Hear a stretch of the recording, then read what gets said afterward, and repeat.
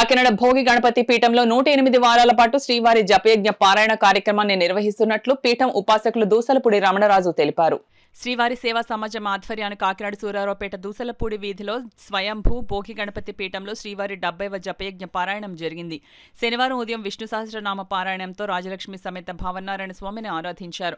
మాఘమాసంలో నారాయణుని పూజ వలన అంతర్గత శాంతి, ఆధ్యాత్మిక సాఫల్యత, కోటి క్రతువుల శ్రేయస్సు కలుగుతుందని పీఠం తెలియజేసింది. రథసప్తమి, భీష్మ ఏకాదశి, మహాశివరాత్రి మాఘమాస పర్వదినాలు కాగా భావ సంయుక్తంగా భక్తుల సత్సంకల్పాలు నెరవేర్చే పంచభావనారాయణ క్షేత్రాల్లో మహావిష్ణుని దర్శించడం మాఘఫల వైశిష్ట్యంగా పీఠం వ్యవస్థాపక ఉపాసకులు దూసలపూడి రమణరాజు పేర్కొన్నారు. మాఘమాస వ్రతం నిర్వహించిన ముత్తైదులకు తాంబూలాలు ప్రదానం చేశారు. ఈ యొక్క ఏళ్ళ నడిసని ప్రభావంతో కానీ ఉన్నటువంటి వారు ఉంటారు. అటువంటి వారు అందరూ కూడా ఈ మాఘమాసంలో విష్ణు సహస్రనామ పారాయణతోటి రాజలక్ష్మి సమేత భావనారాయణ యొక్క దర్శనం చేసుకోవడం వలన ఈ మాఘమాసంలో వచ్చేటువంటి రథసప్తమి, భీష్మ ఏకాదశి, మహాశివరాత్రి పర్వదినాలు జరుగుతాయి.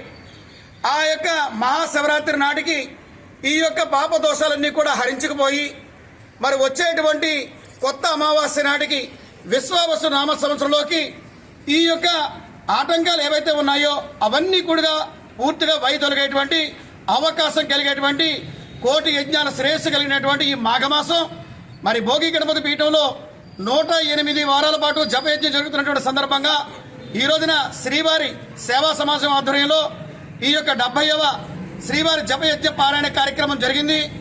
మరి ఈ కార్యక్రమం అంతా కూడా స్వయంభూ శ్రీ భోగి గణపతి స్వామి వారికి కాంస్య కవచధారణ యజ్ఞ పరిపూర్ణ సందర్భంగా జరుగుతున్నటువంటి కార్యక్రమాలు అందరూ కూడా భాగస్వామ్యం కావచ్చు.